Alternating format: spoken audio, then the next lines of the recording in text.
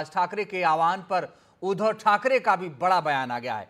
महाराष्ट्र के हित के लिए साथ आने को तैयार हूं, यह कह दिया है उद्धव ठाकरे ने। दरअसल राज ठाकरे का उद्धव ठाकरे को साथ आने का प्रस्ताव, महाराष्ट्र के अस्तित्व के लिए राज ठाकरे का प्रस्ताव, मेरे साथ आने की तैयारी है। सवाल है कि उद्धव क्या तैयार हैं? महेश मांजरेकर को दिए पॉडकास्ट में राज ठाकरे का बयान सामने आया है। क्या साथ आएंगे राज ठाकरे और उद्धव ठाकरे? हालांकि उद्धव ठाकरे ये कह रहे हैं कि महाराष्ट्र के हित के लिए साथ आने को तैयार हैं। हे बघा, प्रश्न असा आहे ना की या सगळ्या याच्यामध्ये कुठच्याही मोठ्या गोष्टीसाठी मला असं वाटतं आमच्यातले वाद, आमच्यातली भांडणं, आमच्यातल्या गोष्टी या किरकोळ आहेत. महाराष्ट्र खूप मोठा आहे हो, कळलं का? या महाराष्ट्राच्या अस्तित्वासाठी, मराठी माणसाच्या अस्तित्वासाठी ही भांडणं आणि हे वाद आणि ह्या सगळ्या गोष्टी अत्यंत क्षुल्लक आहेत, अत्यंत क्षुल्लक आहेत. त्याच्यामुळे एकत्र येणं आणि एकत्र राहणं यात काही मला फार कठीण गोष्ट आहे अशातला मला वाटत नाहीये. परंतु विषय फक्त इच्छेचा आहे. हा एकट्या माझ्या इच्छेचा नाहीये विषय आणि माझ्या काही स्वार्थाचा पण विषय नाहीये. कामगार कायदे आपण फेकून दिले असते कचऱ्याच्या टोपलीमध्ये, पण तेव्हा पाठिंबा द्यायचा, आता विरोध करायचा, मग परत तडजोड करायची, हे असं नाही. महाराष्ट्राचं हित, मग त्याच्या आड जो कोण येईल त्याचं स्वागत मी करणार नाही, त्याला मी घरी बोलवणार नाही, त्याच्या घरी मी जाणार नाही, त्याचं आगत स्वागत, त्याच्याबरोबर पंक्तीला बसणार नाही, हे पहिले ठरवा आणि मग महाराष्ट्र हिताच्या गोष्टी करा. बाकी आमच्यातली भांडणं, मी आज सांगतो, जी काय भांडणं माझ्याकडनं नव्हतीच कोणाशी, मिटून टाकली. चला, पण पहिले हे ठरवा, महाराष्ट्राचं हित, आणि मग त्यावेळेला सगळ्या मराठी माणसांनी ठरवायचं की भाजप सोबत जायचं का शिवसेनेसोबत, म्हणजे माझ्याबरोबर एसनशी नाही. दरअसल साथ आने का ऐलान तो हुआ है, लेकिन 2005 तक दोनों साथी थे और अलग कैसे हुए ये आपके लिए समझना बहुत जरूरी है। दरअसल 2005 की बात है, शिवसेना से बगावत कर अलग हो गए राज ठाकरे। फिर 2006 की बारी आई, महाराष्ट्र नवनिर्माण सेना का गठन कर लिया राज ठाकरे ने, और साथ ही बीएमसी चुनाव से पहले साथ आने की अटकलें तेज हुई। राज ने उद्धव को साथ आने का प्रस्ताव दिया, मेरे साथ आने की तैयारी है। क्या उद्धव तैयार हैं, ये बात कही जा रही है। राज के प्रस्ताव का उद्धव ने जवाब दिया, महाराष्ट्र के हित के लिए साथ आने के लिए तैयार हैं। तो 2005 में जो बगावत हुई थी, क्या वो 2025 में खत्म हो जाएगी और साथ आ जाएंगे दोनों? राज और उद्धव ठाकरे पर शिंदे की शिवसेना के नेता संजय निरुपम ने खास बात की है। संजय निरुपम ने कहा है कि 2 शून्य मिलकर शून्य ही बनते हैं। आने वाले समय में क्या महाराष्ट्र में बड़ी राजनीतिक उलटफेर होने वाली है? क्या राज ठाकरे और उद्धव ठाकरे एक साथ आएंगे?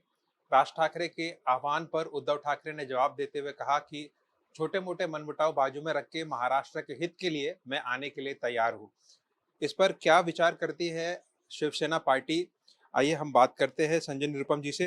निरुपम जी, जिस तरीके से ये बड़ा बयान देखा जा रहा है और क्या दोनों भाई अगर साथ में आते हैं, इस बयान को, इस प्रस्ताव को किस तरीके से शिवसेना देखती है?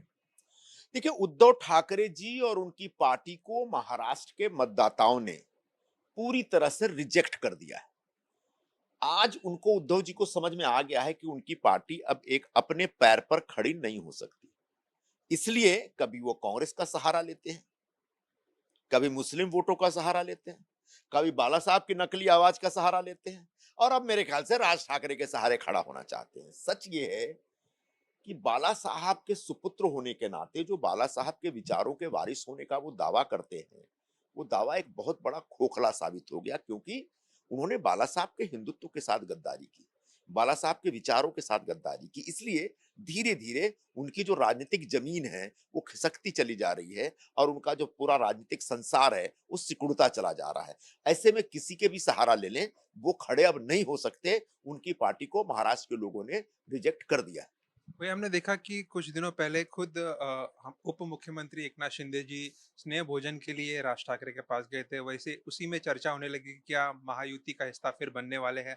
आने वाले चुनाव जो है नगर निगम के, कॉरपोरेशन के, उसके चलते काफी बातें की जा रही थी। ये बात तो तय हो चुकी है कि महायुति में राज ठाकरे का कोई स्थान नहीं है। महायुति मतलब भारतीय जनता पार्टी, शिवसेना और राष्ट्रवादी कांग्रेस पार्टी, इन तीनों का एक गठबंधन है जिसमें एक आध छोटी पार्टियां बाद में आ सकती है, लेकिन राज ठाकरे जी की पार्टी और मनसे का महायुति में कोई स्थान नहीं, उसको कभी भी लेने का कोई प्रस्ताव नहीं है। और सर जिस तरीके से ये एक तरीके से नहीं है, राज ठाकरे द्वारा बोला गया, प्रस्ताव दिया गया और कहीं ना कहीं उद्धव ठाकरे द्वारा उसकी स्वीकृति की जा रही है। आगे चल के गठजोड़ होता है या नहीं, ये तो देखने का विषय रहेगा, लेकिन ये अगर होता है तो कितनी चुनौती रहेगी महायुति को आने वाले कॉरपोरेशन के चुनाव है, आगे चल के जो चुनाव हो रहे हैं। ऐसा नहीं होता, दो शून्य मिलके कभी भी कोई आंकड़ा नहीं बन सकते। राज ठाकरे की पार्टी 0 पे आउट और उद्धव ठाकरे जी की पार्टी 100 सीट पे चुनाव लड़के से 20 सीट जीत पाती, वो भी मुस्लिम वोट मिले तब। तो ऐसे में दोनों पार्टियों के बीच वैचारिक रूप से इतने बड़े विरोधाभास हैं और दोनों पार्टियां जमीनी तौर पर इतनी कमजोर हो चुकी हैं कि दोनों मिलके भी कोई बहुत बड़ा चमत्कार कर लेंगी, मुझे लगता है, क्योंकि दोनों पार्टियां एक लॉस मेकिंग यूनिट्स हैं और जब दो लॉस मेकिंग यूनिट्स मिलती हैं तो प्रॉफिट मेकिंग यूनिट नहीं बन सकती। और सीधा मुंबई का रुख करेंगे। अभिषेक अवस्थी हमारे सहयोगी ज्यादा जानकारी के लिए जुड़ गए हैं।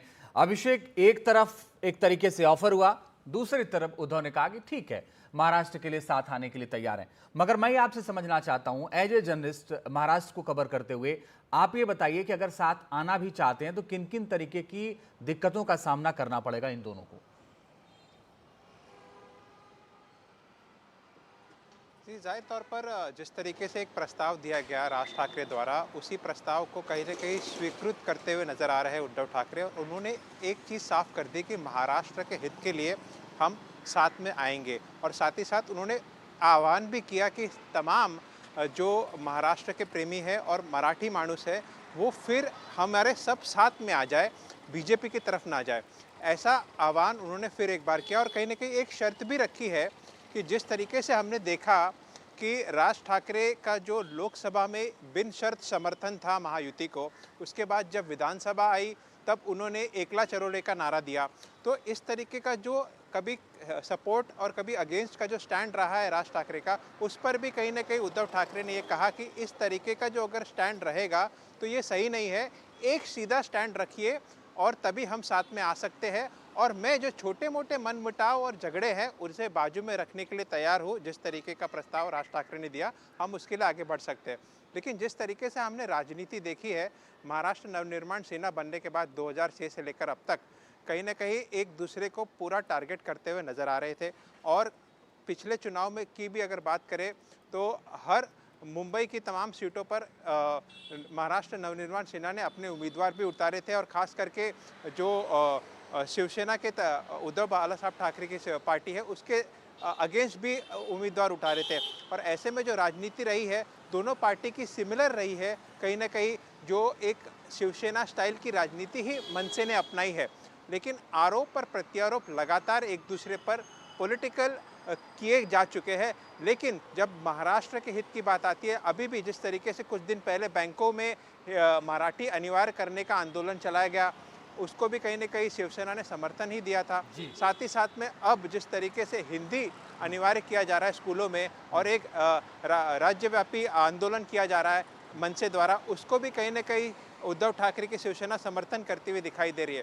तो कहीं न कहीं एक जो राजनीतिक समीकरण बदलते हुए नज़र आ रहे हैं। और आपको समझना होगा कि इस वक्त जब महाराष्ट्र में महायुति की सरकार है और भारी बहुमत की सरकार है, ये दोनों पार्टी कहीं ना कहीं पीछे जाती हुई नज़र आ रही है।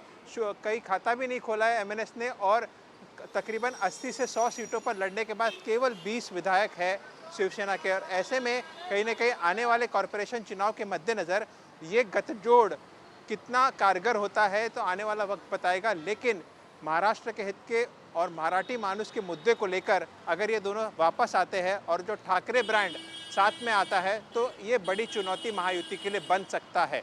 जी, एक आखिरी सवाल, बहुत जल्दी से इसका जवाब कि किसकी ज़रूरत ज़्यादा है? किसको? उद्धव ठाकरे को राज की ज़रूरत है, राज को उद्धव की ज़रूरत है इस वक्त वर्तमान राजनीतिक हालात में? जी, जिस तरीके से राजनीतिक समीकरण है अभी, कहीं ना कहीं दोनों पार्टी को एक दूसरे की ज़रूरत है। क्योंकि अगर आप देखेंगे तो खाता भी नहीं खोल पाई है एमएनएस। तमाम चुनाव में लोकसभा में तो बिन शर्त समर्थन दिया था, विधानसभा में चुनाव में लड़े। और कहीं ना कहीं एक चीज़ और समझनी होगी, क्योंकि अगर ये पार्टियां अलग अलग लड़ती है तो जो मराठी वोट है उसमें डिवीजन होता है और कहीं ना कहीं दूसरे पक्ष को फायदा या नुकसान पहुंचता है। ऐसे में मराठी वोटों का एक तरफा समीकरण हो और एक पार्टी और ठाकरे ब्रांड अगर साथ में आता है तो जाहिर तौर पर डायरेक्ट चुनौती होगी महायुति के लिए और खास करके बीजेपी के लिए। और जिस तरीके का राज ठाकरे का रुख रहा है फिलहाल में सरकार के विरोध में हर एक मुद्दे को लेकर, उसी के चलते एक तरीके से प्रस्ताव को हामी भरते हुए नजर आ रहे हैं उद्धव ठाकरे। अब देखना होगा ये गठजोड़ होता है और अगर होता है तो किस तरीके से आगे इसको बढ़ाया जाएगा। ठीक है, आप नजर बना के रखिएगा। अभिषेक आगे लगातार आपसे अपडेट लेंगे, लेकिन बड़ी और अहम बात यह है कि राज ठाकरे का प्रस्ताव और उद्धव ठाकरे की हामी। अब आगे का सवाल यह है कि क्या राज ठाकरे और उद्धव ठाकरे साथ आएंगे।